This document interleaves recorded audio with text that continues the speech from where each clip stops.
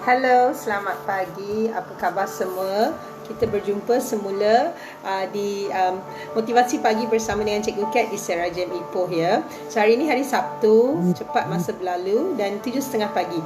So, saya harap Ibaya dah bangun, dah pun bersedia untuk bersama dengan saya hari ini ya. Okay, so apa khabar? Apa khabar? Apa khabar? Hari ini adalah hari yang ceria. Hari ini adalah hari yang sangat sejuk sebenarnya. Saya rasa dah lama dah kita tak rasa sejuk macam ni kan. So Ibaya, itu adalah antara kelebihan bila kita berada dalam tempoh PKP ni sebenarnya. Sebabkan PKP ni, Ibaya cuba tengok, cuba pandang kat luar sebenarnya. Udara dekat kawasan perumahan kita ni macam mana?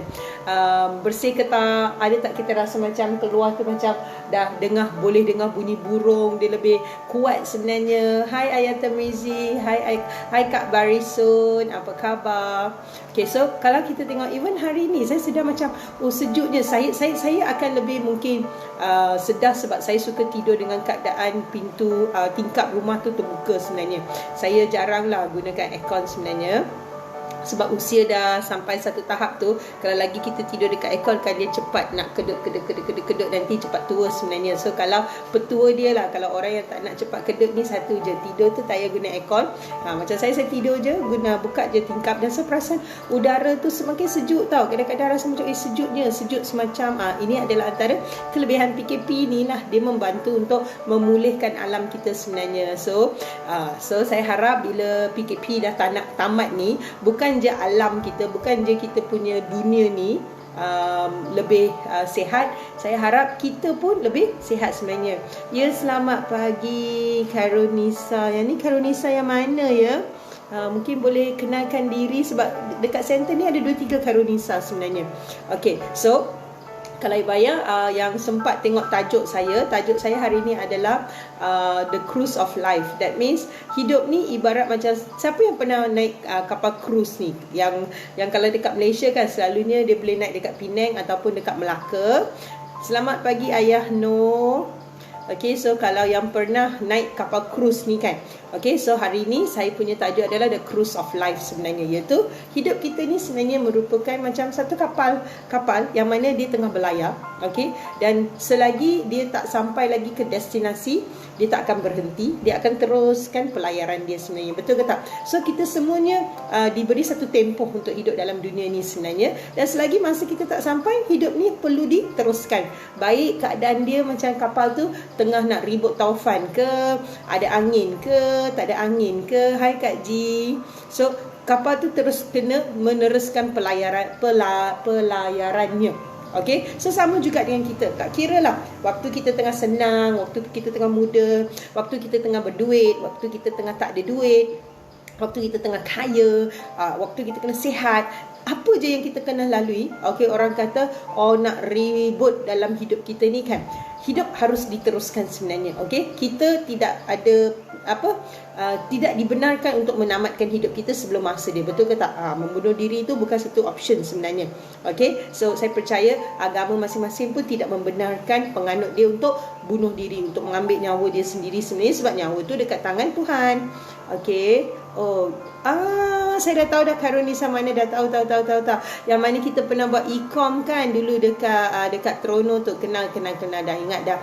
Hai Karunisa, apa khabar? Okay, so hari ni saya nak ceritakan hidup kita ni sebenarnya macam satu kapal yang tengah berlayar, dan dia dah mula berlayar, dan disebabkan dia dah mula berlayar, dia harus meneruskan pelayaran dia sehinggalah dia sampai dekat pelabuh yang yang ditetapkan sudah sebenarnya. That means dia kena sampai destinasi. Selagi dia tak sampai destinasi, dia tak boleh berhenti berlayar, betul ke tidak?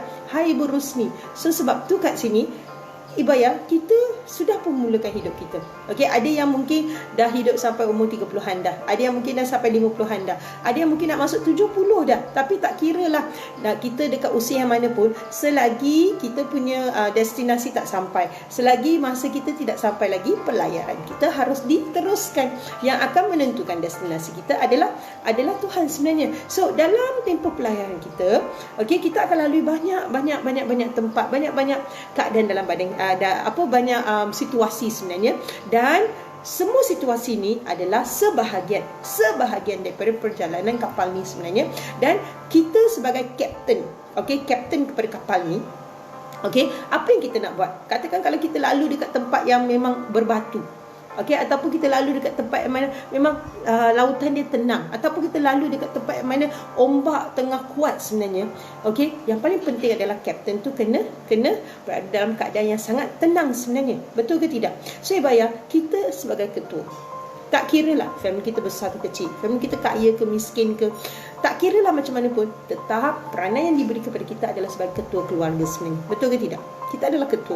Suami dengan isteri adalah ketua untuk keluarga itu sebenarnya. Dan kalau ada suami adalah ketua yang pertama, isteri ketua kedua, tapi kedua-dua bekerjasama untuk memastikan keluarga ni boleh kehidupan semuanya diteruskan sebenarnya. So sebab tu Ibayah, cerita ni mengingatkan saya kepada dulu pernah sekali lah. Cerita ni saya sama-sama lah, ingat tak ingat je, tapi dia dikongsikan kepada saya oleh adik saya sebenarnya. So di mana dalam cerita ni, ada seorang lelaki ni dia ada satu impian, dia nak berjaya dalam hidup dia. Dia nak betul-betul berjaya dalam hidup dia. So apa yang dia fikirkan adalah, dia nampak satu advertisement, yang mana advertisement ni mengatakan ada jawatan kosong dekat satu negara ni.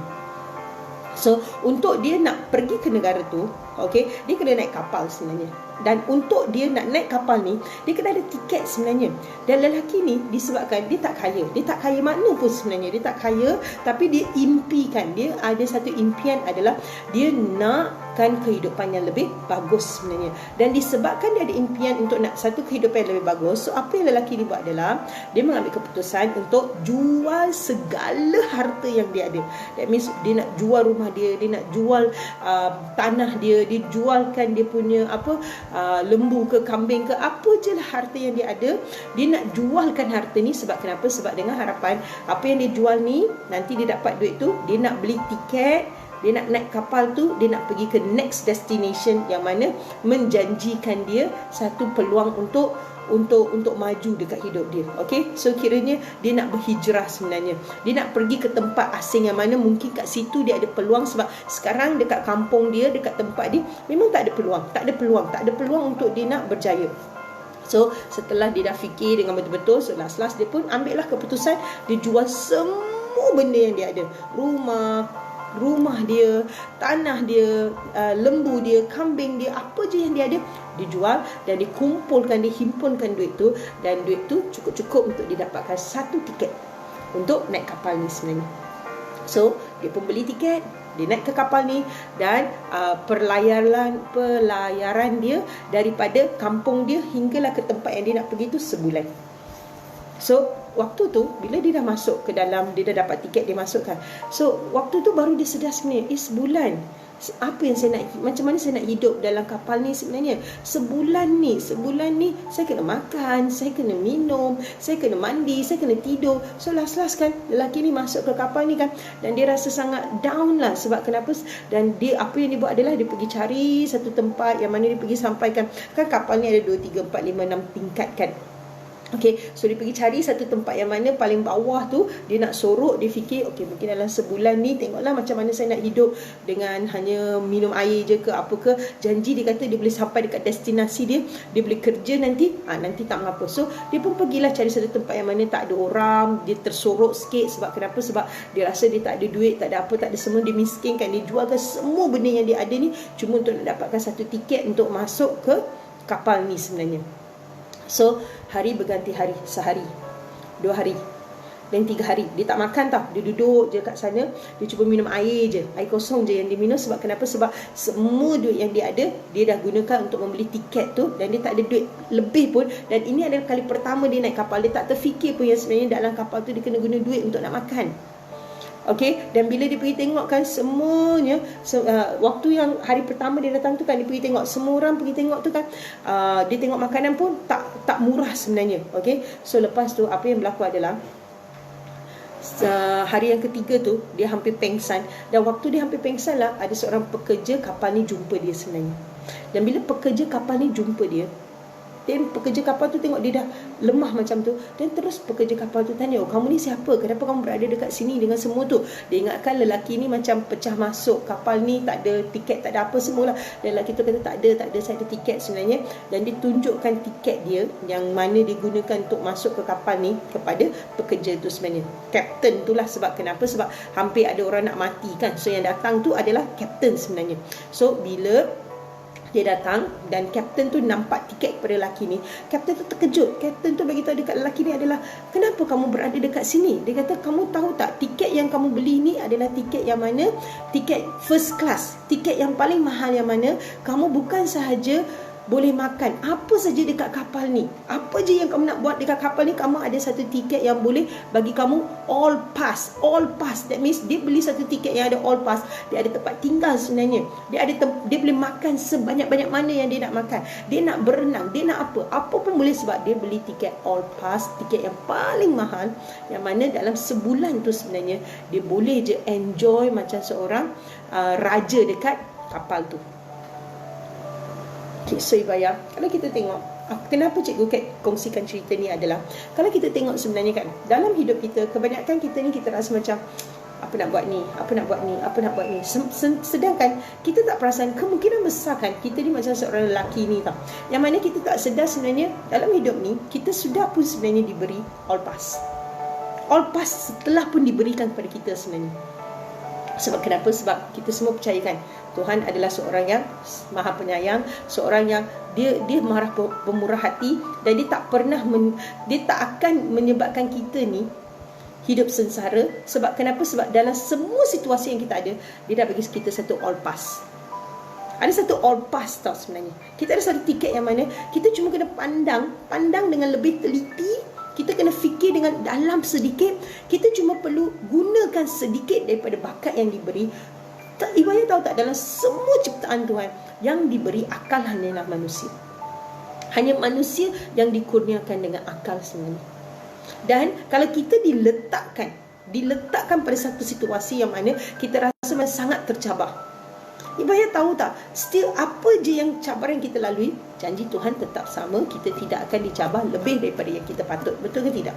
Dia kata tak akan lebih. Ya, memang dia tak pernah janjikan hidup kita tak ada cabaran. Tak pernah. Dia cuma kata, walaupun apa cabaran yang kamu lalui, kamu tidak akan dicabar lebih daripada kemampuan kamu. So, apakah kemampuan kita yang paling besar diberi kepada kita? Melainkan akal. Betul ke tidak? Satu benda yang hanya diberikan kepada manusia, yang mana haiwan tak ada, pokok tak ada, gunung tak ada, setinggi-tinggi, secantik-cantik gunung Everest tu pun, dia mungkin adalah wonders of the world. Dia mungkin adalah antara the 7 wonders of the world. Tetapi berapa megah pun Everest tu, dia tidak dikurniakan dengan akal. Orang yang secacat-cacat mana pun, walaupun mungkin dia tak semegah Everest, tetap dikurniakan dengan akal. Betul ke tidak? Ibaya, macam lelaki ni, dia masuk ke kapal, dia ingatkan untuk sebulan tu, tak tahu macam mana dia nak survive dekat kapal tu, sebab dia cuma mampu beli tiket. Sampai dia sedar, tiket yang dia beli tu adalah all pass. Ibaya tahu tak, sebenarnya kita ada all pass. Dalam apa jua situasi yang kita kena lalui, kita ada satu all pass. All pass kita adalah akal kita. Orang yang selalu fikirkan dia dah buntu, that means dia rasa apa yang diberikan kepada dia ni adalah benda yang tak bernilai. Macam lelaki ni, dia ingatkan tiket dia cuma cukup nilai, cukup muat, tangkap muat untuk dia masuk ke kapal tu. Tanpa dia sedar, tiket yang dia ada sebenarnya bukan saja dia boleh masuk ke kapal tu, dia boleh makan apa yang dia nak, dia boleh minum apa yang dia nak, dia boleh tidur dekat bilik yang paling mahal dekat kapal tu. Sebab kenapa? Sebab dia beli tiket all pass, tiket VIP yang paling mahal untuk naik ke kapal tu.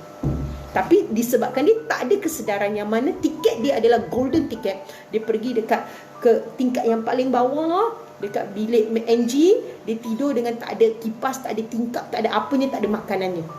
Sebab kenapa? Sebab dia tak sedar. Ibaya, memang hidup akan memberi cabaran. Tapi kalau kita tak ada kesedaran, kita akan hidup macam pengemis. Kita akan hidup seolah-olah macam cabaran ni telah pun menyebabkan kita ni lepir ke bawah, kita ni dah tak ada jalan keluar, kita ni sangat teruk, kita tak ada pilihan dalam hidup kita. Sedangkan kita ada all pass. Betul ke tidak? Sebagai manusia kita ada all pass. Kita tidak semestinya kita berada dalam keadaan yang kita berada sekarang ni. Sebab kenapa? Sebab akal ni menerima itu je yang saya mampu. Itu je yang saya mampu. Sedangkan cuba fikirkan, siapa lagi dikurniakan akal selain daripada manusia? Dan kenapa kita diberi akal sebenarnya? Sebab Tuhan tahu dia tak akan bagi cabaran dekat pokok, dia tak akan bagi cabaran dekat gajah, dia tak akan bagi cabaran dekat kucing, dia tak akan bagi cabaran dekat tikus. Cabaran ni akan diberi kepada manusia.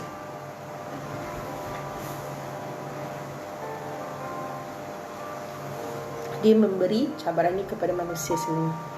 Hai Ibu Zaini, handphone Ibu tak ada internet ke, tak ada bateri Ibu? Tak apa, ajak ayah sekali tengok Serajem. So kalau kita tengok kan, soalan saya adalah kenapa kita tidak menggunakan, cari dalam semua keadaan kita kena lalui, apa yang kita perlu adalah cari ilmu yang betul. Dan dengan ilmu yang betul ni, akal ni akan boleh nak guna pakaikan dia. Dan akal ni is about all, apa yang kita bagi dia faham, bagi dia percaya, tak payah. Kalau kita rasa kita tewas, kita tewas.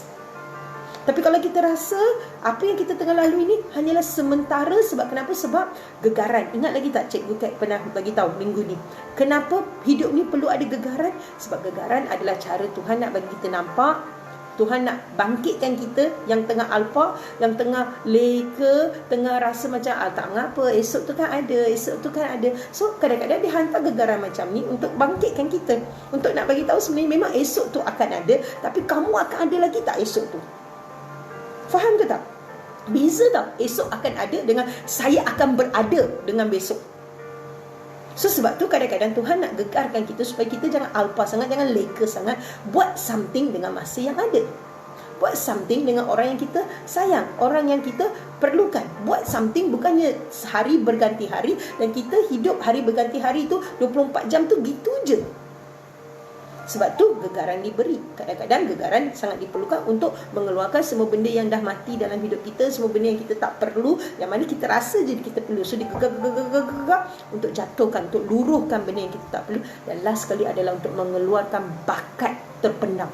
Bakat terpendam, yang mana dalam keadaan biasa mungkin kita tak nampak bakat tu, tapi dalam keadaan yang terdesak macam ni, kita menggunakan akal kita, kita fikir sekejap, dan bakat yang kita tak pernah terfikir, dia sebenarnya satu bakat, kita mula gunakan dia sebenarnya. So Ibaya, kita ada all pass. Ada all pass sebenarnya.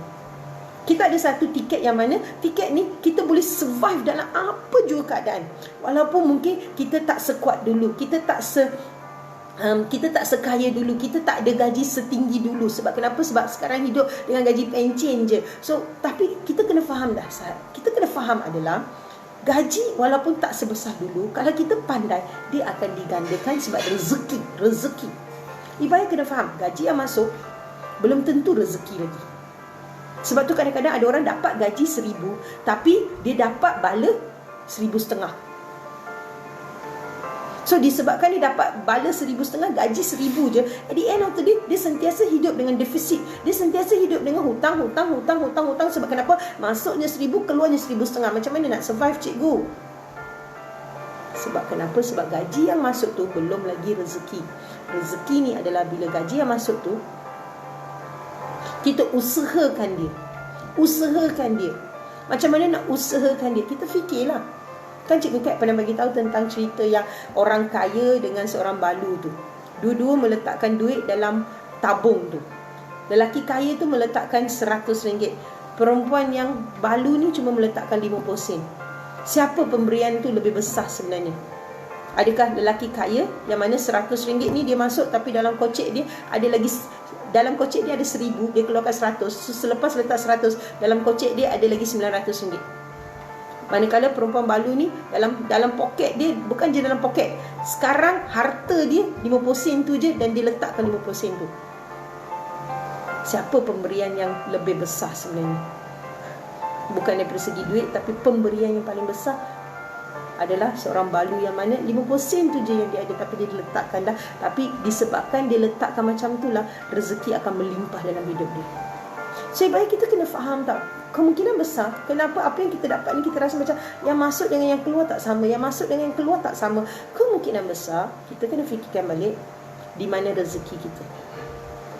Sudahkah kita sudahkah kita meminta rezeki sebenarnya? Rezeki boleh datang dalam banyak bentuk. Dia boleh datang dalam bentuk kita dipermudahkan. Dia datang dalam bentuk anak-anak yang menjaga kita. Dia datang dalam bentuk kita dapat kawan yang beratkan kita. Dia datang dalam bentuk kita sihat. Orang ni kalau dapat sebulan 5,000 pun, kalau dia tak sihat dengan duit dialisis ni, nak keluar duit ni, nak keluar duit tu, nak keluar, at the end of the day pun 5,000 tu ke mana? So Ibaya, ini yang Cikgu Kat kata, kita ada all pass. Dan dalam all pass ni, kita just kena tanya je, ada tak saya gunakan all pass saya? Ada tak saya betul-betul manfaatkan apa yang diberikan kepada saya? Even pada setakat saya sekarang, tengah kaki tu berluka, tengah pinggang tu sakit, tengah gula tu tengah tinggi, mungkin Tuhan nak gegarkan kita sekejap sebab dia nak bagi lebih daripada apa yang kita ada sebenarnya. Lebih daripada apa yang kita ada sebenarnya. Tapi disebabkan, kan Cikgu Kat kata, disebabkan kita ni masih lagi paper bag tau. Kita minta bowling, bola bowling yang besar tu, tapi kita ni paper bag. So bila paper bag, bowling tu masuk dalam paper bag tu pecah. So sebab tu kita digegarkan, kita diberi sedikit cabaran dengan semua ni. Sebab kenapa? Sebab dia nak mengubah kita yang asalnya paper bag ni kepada satu bag guni, yang mana kalau bag guni ni cukup kuat, dia dah boleh letak bowling. Dan kemungkinan besar kita minta satu je bola bowling, tapi Tuhan nak bagi 10 bola bowling. That means Tuhan nak bagi lebih banyak tanggungjawab kepada kita. Dia nak bagi kita lebih banyak rezeki sebenarnya. Tapi untuk kita nak dapatkan benda tu, kita kena faham dulu kalau diberi pada kita, apakah tanggungjawab kita. Apa yang kita, amanah ni bila diberi kepada kita, kalau katakan Tuhan bagi amanah kesihatan sekali lagi, Ibaya kena fahamkan, kan saya pernah cerita tentang seorang budak ni. Budak, katakan kita ada cucu ni dia minta basikal. Dan kita sebagai atuk dengan kitanya gaji tak seberapa banyak, dengan gaji yang terhad, sebabkan cucu kita ni minta basikal daripada kita, kita pun belilah basikal baru lagi tu pun. Dan tak murah tau basikal tu, nak dekat RM200 kita belikan untuk dia. Tapi cucu ni disebabkan dia muda, dia tak faham, dia tak tahu macam mana nak guna, tunggang langgang basikal tu. Jadinya dia keluarkan ni, keluarkan tu, last basikal entah ke mana, rantai entah ke mana, bakul entah ke mana. Tak sampai seminggu je dah barai dah basikal tu. So dia dah tak ada basikal nak guna. So nanti dia tengok jiran main basikal, dia minta lagi. Kalau dia minta kali kedua untuk basikal, kita bagi ke tak bagi? First tu kita dah beli dah, tapi dia tak pandai jaga, rosak dah basikal tu. So sebagai seorang atuk yang bagus, apa yang kita buat? Kita beli untuk dia. Dan beli untuk dia, dia tak pandai nak guna, tak sampai seminggu rosak lagi. So untuk berapa kali kita nak beli sampai dia faham. So kalau kita betul-betul sayang dengan cucu kita ni, apa yang kita akan buat adalah, bukannya bila dah beli kali pertama dia rosakkan, kali kedua kalau dia minta, senang je, jangan beli dulu. Bagi dia merasa dulu, bila tak ada basikal tu, kawan-kawan lain main, dia tengok je.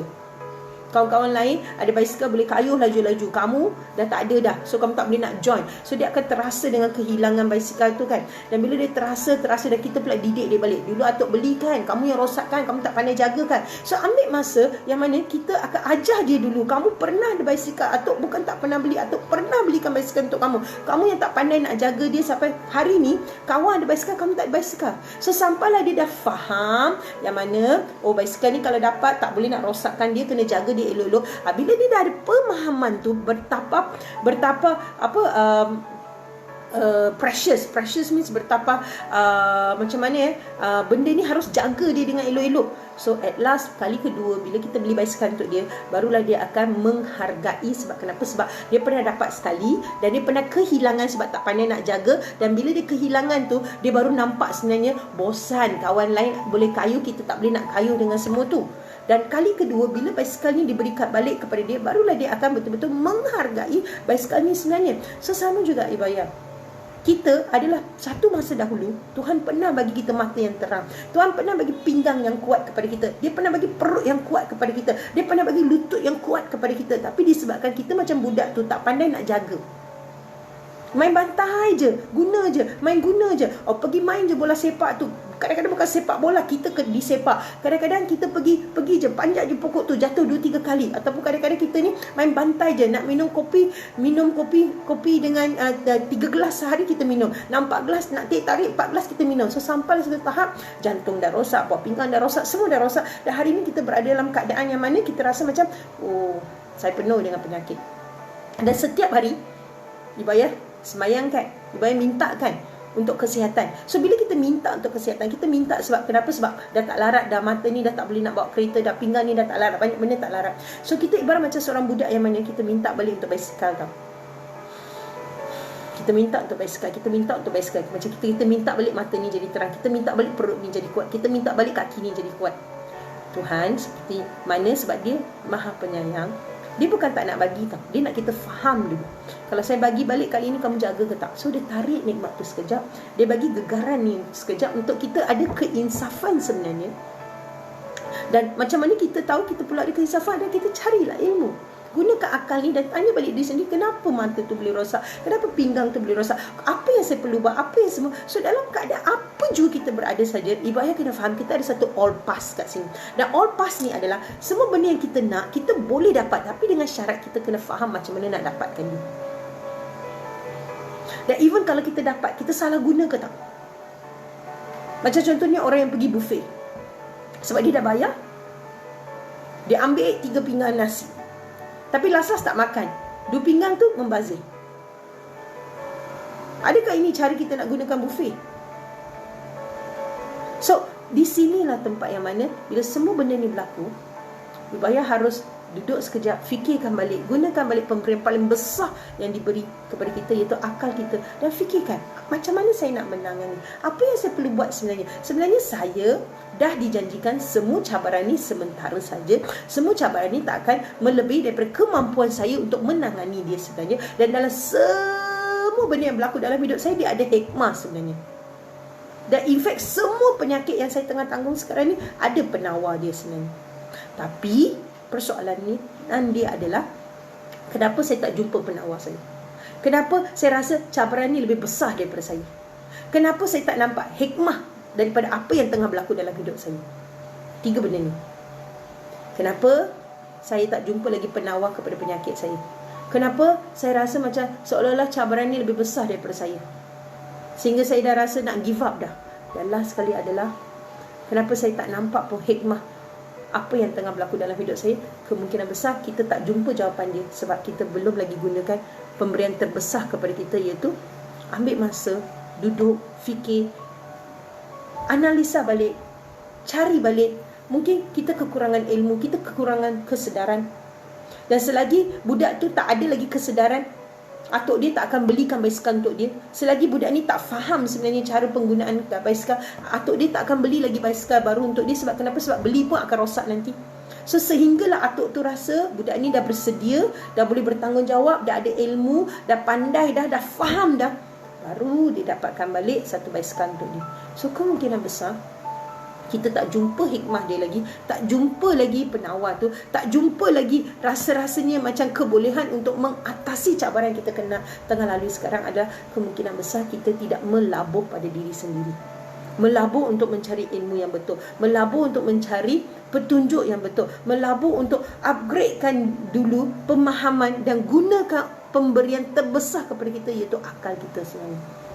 Saat pagi Kak Tuti, sebab tu Ibaya, hidup ni adalah satu kapal layar. Selagi kita tak sampai destinasi, kita kena teruskan pelayaran kita. Tapi persoalan saya adalah, kita adalah kapten kapal layar yang macam mana? Yang dah faham macam mana nak selok-belok, dah tahu arah tuju kita. Ada communicate ke tak? Orang yang bawa kapal ni, kapten ni, dia kena ada komunikasi dengan destinasi tu untuk nak tahu tau. Radar dia kena on tau. So that means even kapten kepada kapal ni, dia kena berhubung dengan seseorang. Dan kita adalah kapten kepada hidup kita. Kita kena berhubung, kita kena ada komunikasi. Dan paling penting adalah kita kena faham kenapa kita diletakkan di sini.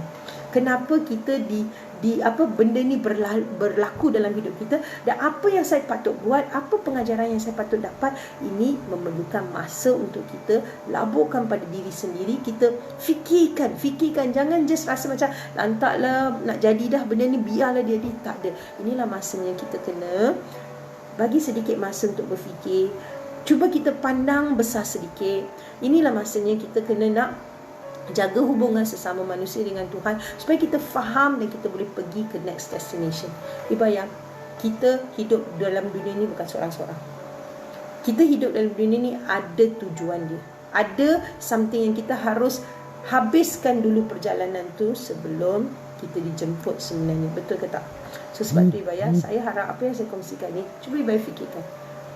Adakah kita macam lelaki ni yang ada all pass, yang sebenarnya ada jalan penyesuaian saja untuk dia nak hidup dalam kapal tu, tapi disebabkan kita kurang kesedaran tentang tiket yang dia beli tu, dia tak sedar yang tiket dia beli ni adalah all pass. Dia tak sedar sebenarnya tiket yang dia beli ni sebenarnya ada je solution untuk dia. Kalau dia nak pergi ke tandas, dia ada tandas yang paling bersih. Kalau dia perlu mandi, dia ada je bilik air untuk dia mandi. Kalau dia nak tidur, dia ada je bantal yang empuk untuk dia tidur. Kalau dia lapar, dia ada je makanan yang sangat sedap untuk dia makan. Sebenarnya dalam sebulan tu dia boleh hidup macam seorang raja dekat kapal tu, tapi sebab dia tak sedar dia ada all pass tu. Sebab tak kira lah COVID ke tak COVID, PKP ke tak PKP, tak kira lah apa jua yang kita tengah lalui sebenarnya. Semua tu ada jalan keluar. Semua tu ada penyelesaian. Semua tu sebenarnya ada apa orang kata provision. Dia ada, sebenarnya Tuhan dah sediakan apa keperluan tu untuk kita sebenarnya. Cuma kita kena lebih teliti, lebih nampak, lebih menghabiskan sedikit masa, laburkan pada diri sendiri, bagi sedikit masa untuk kita fikirkan sejenak sebenarnya apa cara yang paling bagus sebagai ketua rumah untuk mengatasi masalah ni sebenarnya. Kalau tak, kita tak dijodohkan. Even hari ni saya dengan Ibu Ayah tak dijodohkan. Even semalam saya ceritakan macam mana saya punya hidup diimpact dan diubah oleh seorang tukang cuci. Rezeki saya datang daripada seorang tukang cuci. Rezeki kesihatan saya datang daripada seorang janitor. Rezeki makan minum saya sampai hari ini datangnya daripada jodoh saya dengan seorang janitor ni, pembersih tandas Ibu Ayah, yang saya tak kenal, yang saya tak sempat nak ucapkan terima kasih pun hari ini, tapi rezeki saya datang daripada seorang janitor.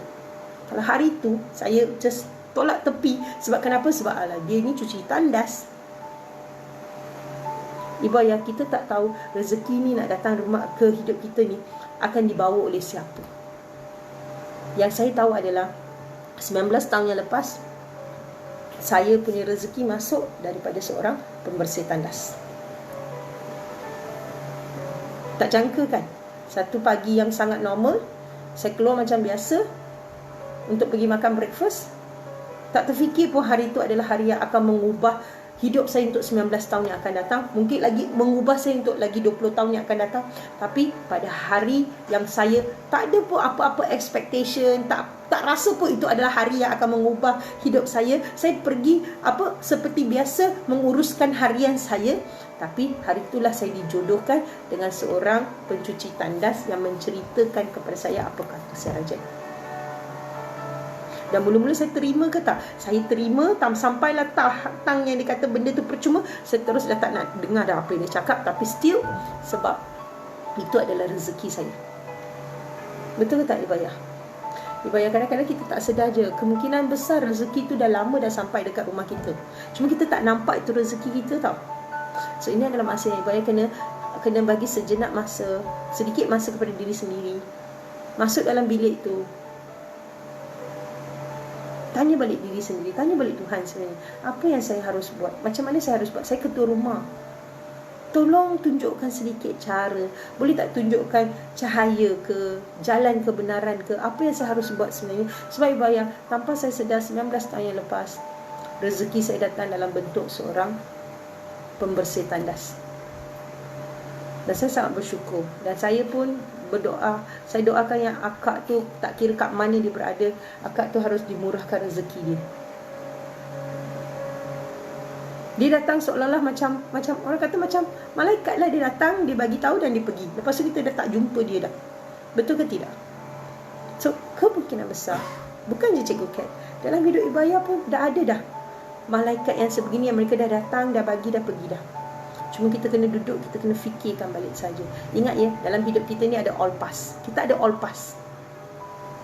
Ada all pass dia. Cuma kita kena fikirkan kat mana all pass kita. Boleh ke tak? Jangan give up. Kita ada sekumpulan kawan Sek-Rajem yang sama-sama memberi semangat, yang sama-sama nak mengharungi PKP ni dalam keadaan yang sihat, supaya nanti bila PKP dah tamat, kita semuanya berada dalam keadaan yang bersemangat untuk meneruskan balik hidup kita sebenarnya. Okay, Baya. So, kuatkan semangat. Jangan bimbang. Cabaran ni bagus sebenarnya. Hidup tanpa cabaran itulah boring sebenarnya. At least kita yang hidup ada cabaran ni kan, otak tu bergerak sikit tau, berfikir sikit sebenarnya. Betul ke tak?